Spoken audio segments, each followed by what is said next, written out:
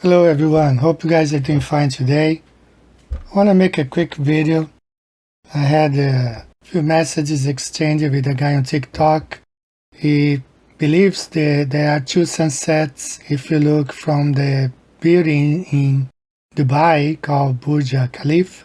So we exchanged a few messages. I want to go ahead and make a video about it. It's Thursday morning here in Japan. Just past 9 o'clock, October 19th, 2023. So here we see the person number 1. Suppose that's me. This is my horizon view. The higher I get, the farther I see. There's no curvature necessary in this situation. So the vanishing point for guy number 2 is much farther than for the guy number 1. The two sunsets effect on Burj Khalifa building in Dubai is due to the fact that the guy on top of the building can see much farther than the guy on the ground. Look at the red line, that's the line of sight of the guy number 1. He can see at about half of the square at the end of the tunnel, but the person on top can see beyond that red line, can see much farther away. So let's listen to this guy, and this is his argument, and I exchanged a few messages with him trying to explain, and that's why I'm making this video, so you can understand what's going on here. Well, one of the things that I very rarely ever see being used to show the shape of the Earth as being spherical is this monstrosity right here, the Burj Khalifa, the tallest building in the world, located in Dubai.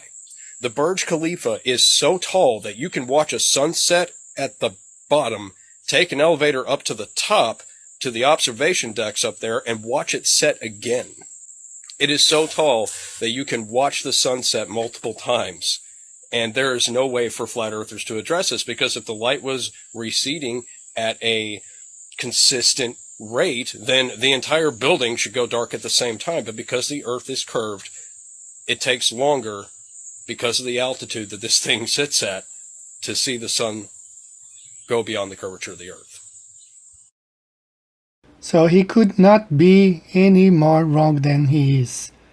The fact is, the higher up you go, the farther you can see. This is actually a quote by an author from Ghana in Africa. The higher you go, the farther you can see. And David Wise had a video, he made a video, you can check it out on the ITRH channel. How does the sun set on flat earth? He explains what I'm going to say. But we're going to use the video of this guy on the top right and see the glober's perspective on this matter. A sunset. How is that? What's the explanation for that on a flat earth? Why does it go below the horizon?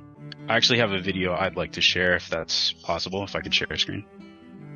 Here's a video of drone footage of a sunset where at the observer height, you see the sun disappearing below the horizon, right?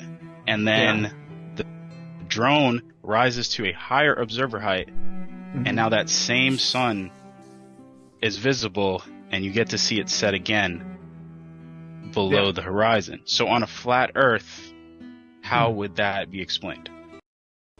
Right, quoting the book author again, the higher you go, the farther you can see. Whether you go yourself or if you send a drone, it's the same thing. The higher you go, the farther you can see. As we have these two pilots explaining this situation, this very first pilot, she explains that from Kansas City, she can see the Rocky Mountains. You could probably see the Rockies from Kansas. Wow. You could probably see the Rockies from Kansas. Wow. And that's actually only flying at an altitude of about, let's say, 30,000 feet. And this SR-71 pilot, Brian Shaw, he is flying 80,000 feet. And from Tucson, Arizona, he can see downtown LA and all the way, the rock is all the way up to the border of Canada. We're on our last training mission. We're over Tucson. I can see downtown LA from Tucson. We're at 89,000 feet. I can see the whole western United States bathed in a warm October fall glow. I can see the chain of Rocky Mountains from Canada to New Mexico. So the higher up you go, the farther you can see. Just look at this animation of 2 trains. It's not one train being divided in 2. There are 2 trains, and the perspective make them to converge at the end of this animation. You see all the way? It looks like both are coming from the same focal point, but they're not. There is always the same distance, let's say about 10 meters or 30 feet from one train to another, but perspective and the convergence point makes it look like they are all coming from the same point.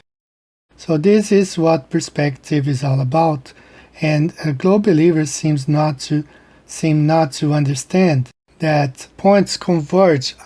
Whatever it's, the ground will converge to the sky, and the sideways, they will all converge into a single point.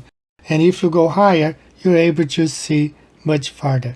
But I hope this video helps some globe believers into understanding that the higher up you go, the farther you can see, and this has nothing to do with the curvature of the earth.